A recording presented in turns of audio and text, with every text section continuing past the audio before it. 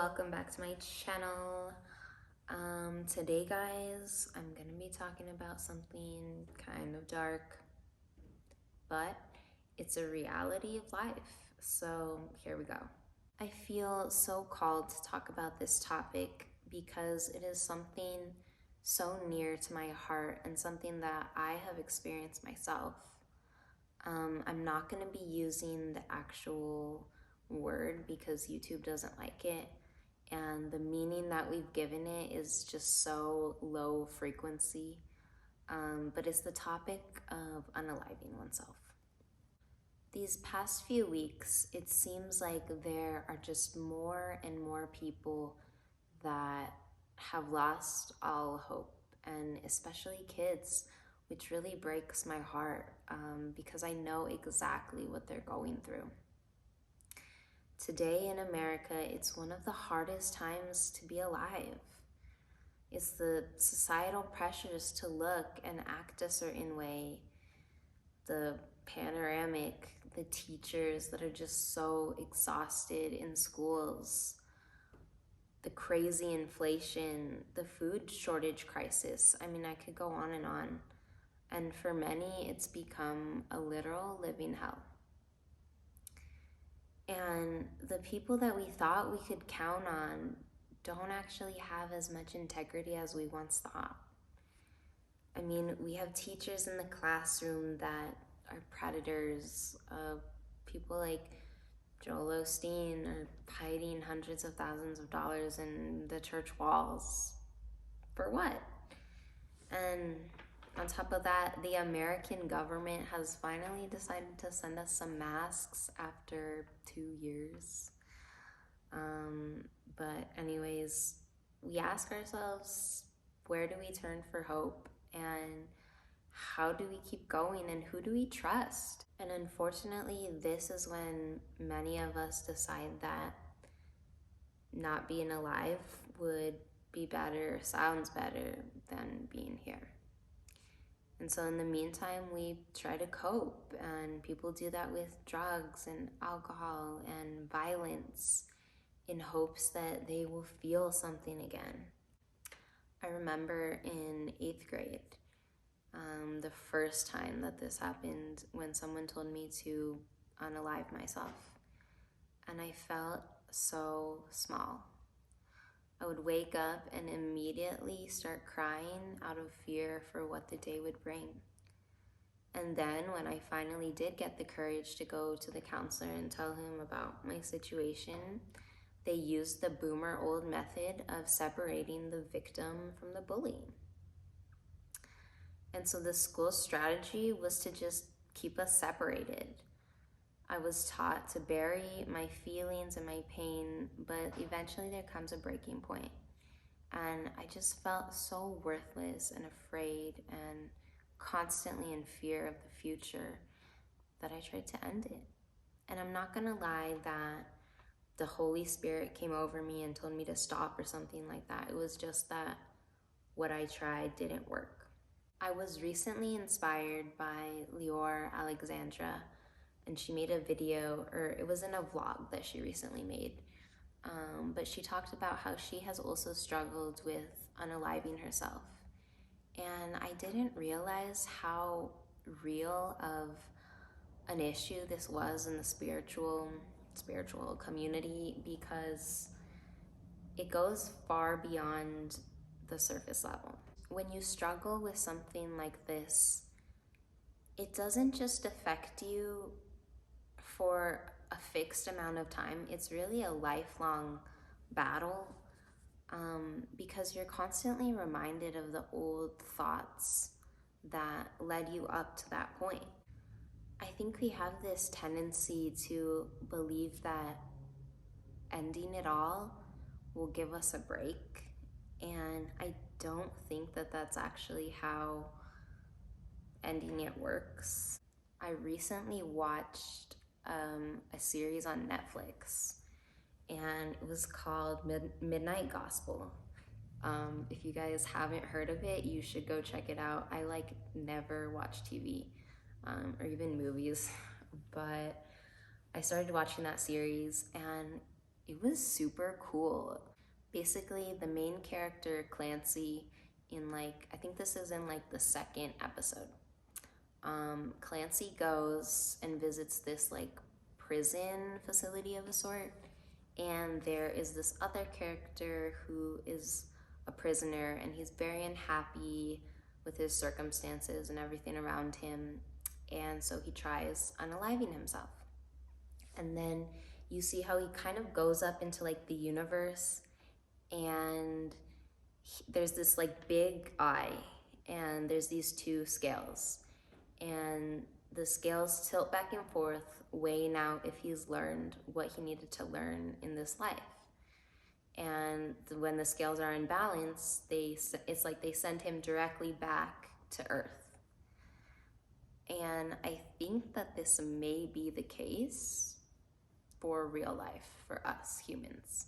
Ending it all doesn't actually end it all. I think that there's some karmic issues and debts there that we can never really run away from. And the only way to get through this life is to go through it. It's kind of like when they say you can't go around or over the mountain, you have to go through it. And I know that that can be really hard and kind of discouraging to hear that you just have to keep going. But there will be those little moments where you realize that you were grateful that you kept going. It's kind of ironic in my journey, at least, with what happened to me in middle school, and then the same exact thing happened in high school.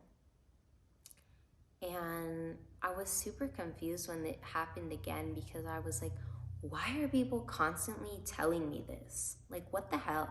But now looking back, I think I can see why I was harassed all of those years, because bullies don't pick on kids for no reason.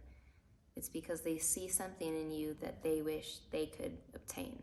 I wish someone would have told me this when I was really going through it, that what these people are saying to me is not really a reflection of myself, it's a reflection of them. And the negativity that they are trying to project onto me is not something that is for me to receive.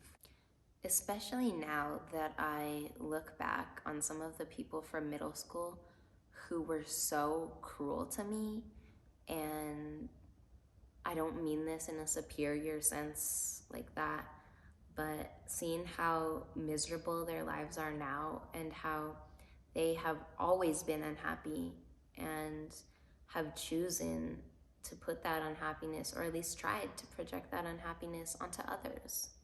Kids can be very cruel, and kids have a way of spotting who and what is different in the picture. One thing that I've learned is that the people that are so mean to you and hurt you so much are actually some of the most insecure, unhappy, struggling people, even more than you appear to be.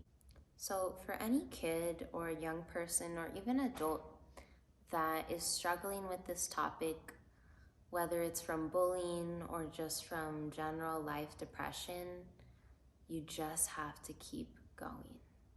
Life rewards courage, and the universe rewards when you keep pushing forward.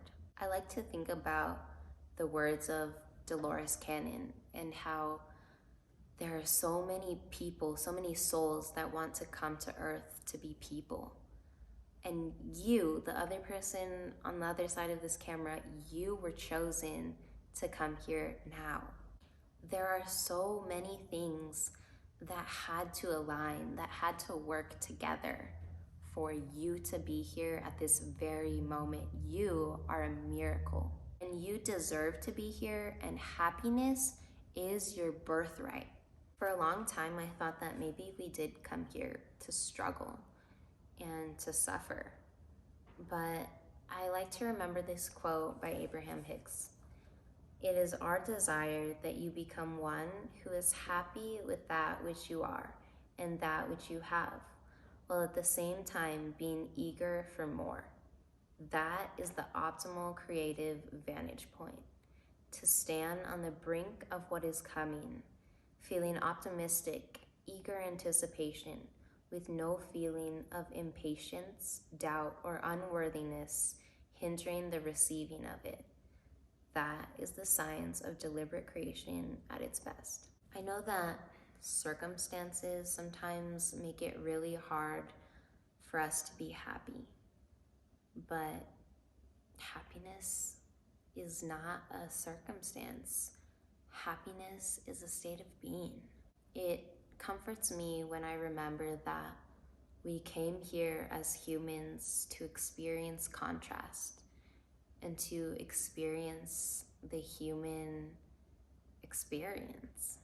As a person who believes in something bigger than ourselves, in the universe and source, I think it's easy sometimes for other people to spot that and target us and make us feel like the optimism that we have is invalid, and it's not.